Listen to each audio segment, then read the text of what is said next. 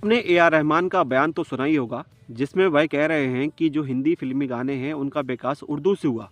लेकिन उर्दू का विकास कैसे हुआ, इस पर थोड़ी चर्चा कर लेते हैं। तो जब 14वीं शताब्दी में दिल्ली में इस्लामिक सत्ता स्थापित होती है, तो उनके साथ एक नई भाषा आती है, फ़ारसी। फ़ारसी जब उपभाषा है, यानी कि अवधी पंजाबी के साथ मिश्रित होती है, तो एक नई भाषा की उत्पत्ति होती है, जिसे कहा गया उर्दू। उर्दू एक तुर्की शब्द है, जिसका अर्थ होता है सैनिक या कैंप। यानी कि जो नए-नए मुसलमान बने थे, वह बोलचाल की भाषा के रूप में उर्दू का प्रयोग करते थे।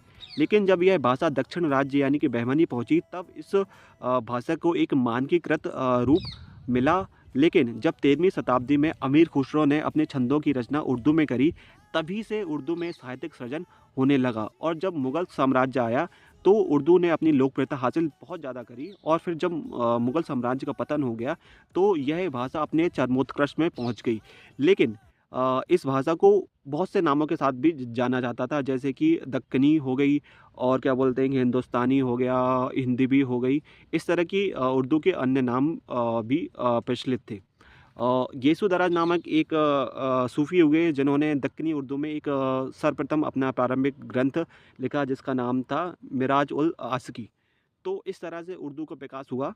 और फिर जब नए-नए शायर आए, जैसे कि मिर्ज़ा गालिब, तो उन्होंने बहुत ज़्यादा हेल्प करी उर्दू के विकास के लिए।